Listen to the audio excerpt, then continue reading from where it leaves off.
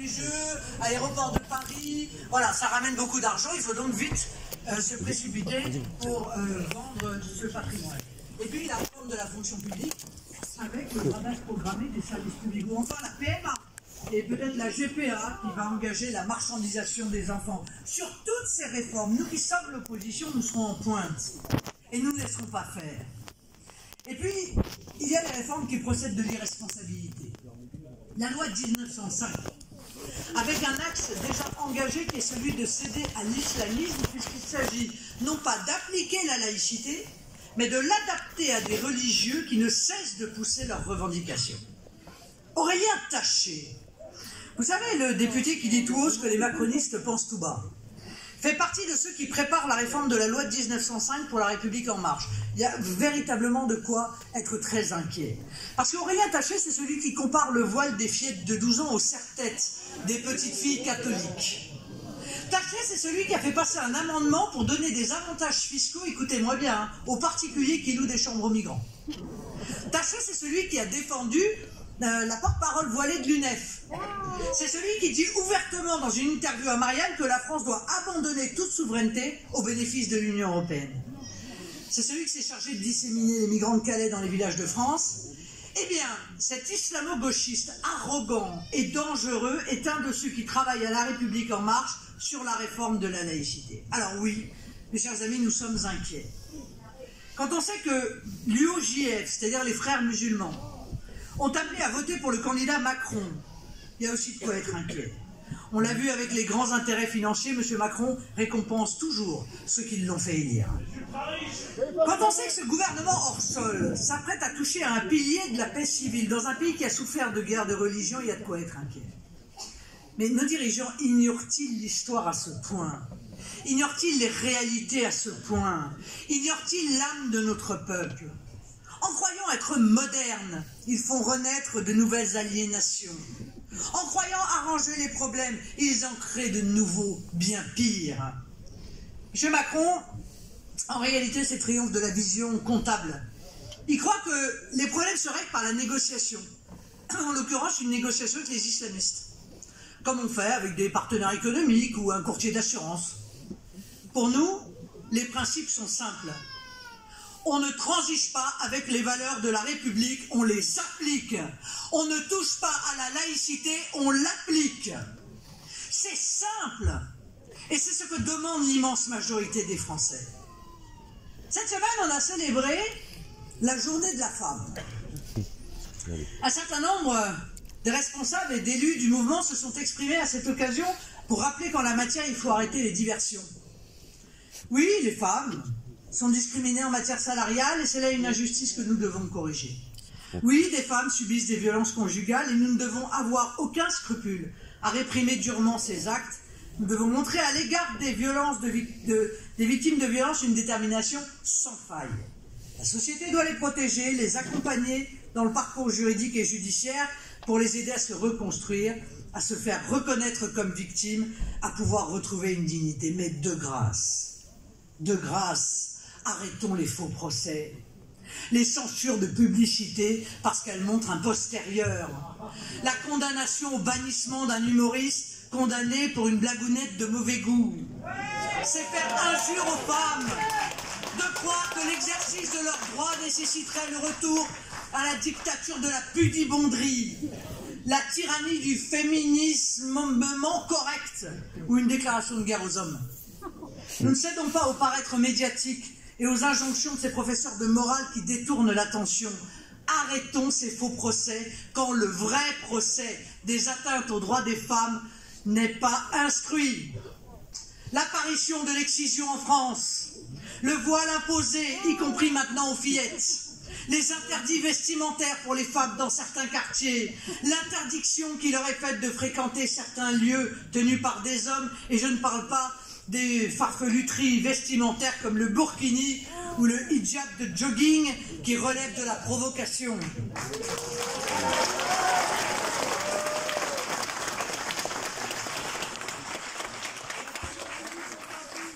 Derrière ces dérives inacceptables, il y a la démission de la République, qui a renoncé à appliquer ces principes qui composent avec un islamisme toujours plus revendicatif.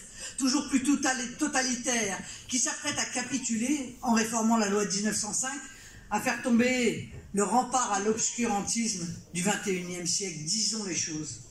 En fond de décor, il y a une tolérance inadmissible envers les financeurs de l'idéologie islamique radicale que sont le Qatar et l'Arabie Saoudite. Il y a la peur de reconquérir les territoires perdus de la République. Il y a aussi les connivences de certains politiciens avec des lobbies utiles au moment des élections. Il nous faut refuser l'assignation à résidence communautariste que certains voudraient imposer à la société française. Interdire aux femmes voilées d'accompagner les sorties scolaires de leurs enfants relève ni plus ni moins de l'islamophobie, clamait Marlène Schiappa en 2014. Sans trop comprendre d'ailleurs la toxicité de ce recul et la nature réelle de l'argument de l'islamophobie. Pascal Bruckner le démontre, c'est là un prétendu antiracisme utilisé par les islamistes pour faire imposer leur vision patriarcale et moyenâgeuse de la société. Mais force est de constater que dans de nombreux endroits, la loi sur la burqa, par exemple, n'est pas appliquée. La loi sur la sanction du harcèlement de rue est passée, mais ces comportements n'ont pas cessé et concernent particulièrement certains quartiers. Le harcèlement de rue est en immense majorité le fait de certains ressortissants de l'immigration, qui importent une culture qui est une culture de non-respect des femmes, de soumission des femmes, et même l'expression pour beaucoup d'un mépris à l'égard des Françaises. Ça, c'est la réalité. Pour nous, la France ne se conçoit pas comme un espace géographique sur lequel évolueraient des populations venues de partout et qui appliqueraient leurs interdits et leurs modes de vie ou de pensée. Oh, je sais que les mondialistes divisent le monde en deux catégories. Eux, l'élite, le bloc élitaire qui doit mener le monde, et puis nous, le peuple, le bloc populaire, les gilets jaunes, vous, composés de gens dans leur esprit incapables de vivre ou de comprendre la modernité. Nous sommes considérés comme substituables. Avec nous, croyez-moi, on ne touchera pas aux Français. La France, c'est la patrie des Français. C'est un mode de vie, des valeurs, une langue, des affections historiques, une communauté de destin au singulier, le destin national. Ceux qui sont venus en France pour importer leurs lois, leur vision du monde, leur vision dégradante de la femme doivent rester chez eux ou y retourner.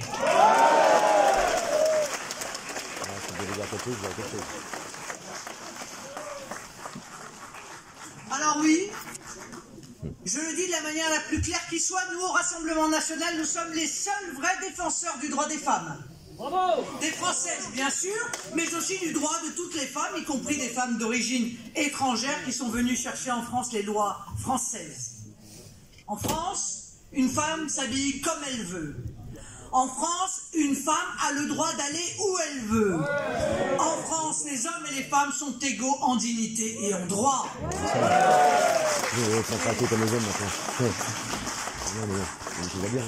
Il serait temps de le rappeler. Car ce qui peut paraître une évidence est remis en cause aujourd'hui, notamment par les CEDH. La Cour européenne des droits de l'homme, dont Jordan vous a parlé tout à l'heure, vient de rendre une décision. Il y a quelques années, elle avait dit « la charia est incompatible avec les droits de l'homme ». Et puis là, brutalement, changement total de jurisprudence, la CEDH admet que si un homme et une femme musulmans décident d'appliquer à leurs lois sur l'héritage, les lois de la charia, ils ont la possibilité, dans un pays de l'Union européenne, de le faire. Si, nous disent-ils, les deux ont contracté librement. Je suppose que la femme, qui, elle, est totalement déshéritée avec ce type de loi religieuse, va très probablement, tout à fait librement, accepter d'être déshéritée. Mais ce recul, il est extraordinairement grave. Les principes dont je vous parlais tout à l'heure, qui, pour nous, vont de soi, parce qu'ils procèdent de nos valeurs de civilisation, doivent aujourd'hui être rappelés publiquement, parce que personne n'ose le faire, de peur d'être diabolisé, rappelés aux autorités publiques, trop souvent prêtes à les négocier en échange d'une paix civile provisoire. Il faut dire stop, parce que ces revendications communautaristes sont incessantes et qu'elles sont là pour tester nos capacités de résistance. Au départ, on a voulu imposer le voile à l'école. Ah, ils n'ont pas réussi. Alors, dans l'espace public, ils ont réussi. Dans l'université, ils ont réussi. Sur la plage, maintenant, ils ont réussi. Alors oui, bien sûr, si nous devons être les derniers, nous le ferons tout de même. À rappeler qu'en France, il ne s'applique qu'un droit et un seul, celui de la République. Et je lance un appel aux femmes, très nombreuses dans l'assistance, comme elles ont été très nombreuses dans les mouvements des Gilets jaunes, dans les manifestations, sur les ronds-points, autour des palettes en feu. Vous participez, mesdames, à ce grand mouvement qui voit le besoin de protection, de solidarité, de proximité, qui met en jeu le sentiment d'appartenance naturelle à la famille et à la nation, qui est une famille de familles, quelque chose qui relève du sensible et de l'émotionnel, de la volonté d'assurer à nos enfants une vie meilleure et de leur transmettre un pays que nous aurons développé et enrichi. Comme dans tous les grands rendez-vous de l'histoire, les femmes de France répondent présentes. Elles semblent d'ailleurs se réinviter dans le débat public, vouloir se faire entendre, donner une impulsion salvatrice à l'inertie qui ensevelit nos libertés. C'est le signe que la situation est grave. Et moi, je veux y voir le signe que les choses bougent. Le choix que nous avons à faire est un choix de civilisation pour la société que nous voulons. C'est un choix pour nos droits, pour nos filles et pour nos petites filles. Le pouvoir se présente comme progressiste, mais jamais nous n'avons vécu une telle régression, jamais. Alors le Rassemblement national est à la pointe de ce combat. Il va mener une grande campagne avec des distributions de tracts sur ce thème essentiel, avec des prises de parole, avec des interventions à l'Assemblée nationale. Aidez-nous.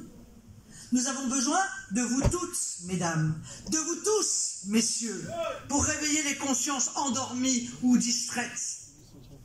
Il y a le droit des femmes, mais il y a aussi le droit de nos familles.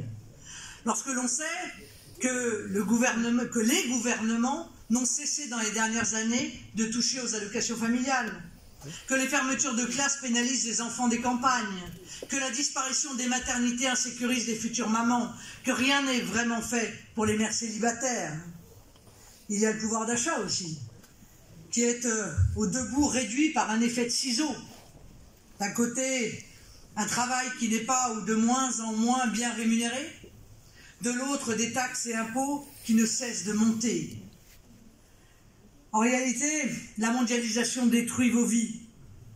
Le dumping social détruit votre niveau de vie. Et l'immigration détruit votre mode de vie. Nous vous proposons un autre modèle. La mondialisation, nous ne la nions pas, nous voulons la réguler. Réguler les flux mondiaux de population, car sans cela, nous serons submergés. Réguler la concurrence déloyale, car sans cela, il ne restera rien de nos économies sacrifiées au dogme du libre-échange. Réguler le dumping social, car sans cela, la misère extrême s'emparera d'un nombre croissant de familles françaises. Toute notre vision politique part d'un constat d'évidence. Et répétez-vous cela tous les matins. Il n'y a que les Français qui défendront la France. Il n'y a que les Français qui défendront les Français, qui vous défendront. Et s'ils ne le font pas, dites-moi, qui pourrait bien le faire à leur place? Nous voulons accéder au pouvoir pour le rendre au peuple. Nous savons que c'est en étant pleinement français que nous restons et que nous serons de notre temps. Nous savons que c'est en protégeant nos principes républicains et nos valeurs de civilisation que nous garantirons le mieux la liberté de nos enfants. Alors, mes chers amis, vive la République et vive la France!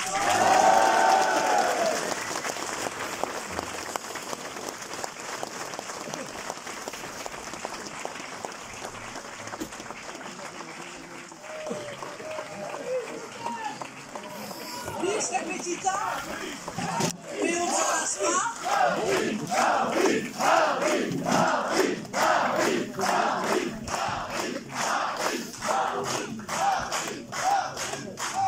Peut-être c'est dans cette élection européenne, au toutes les forces se liguent pour en réalité faire disparaître ce qui fait la grandeur, la richesse et la spécificité de notre pays.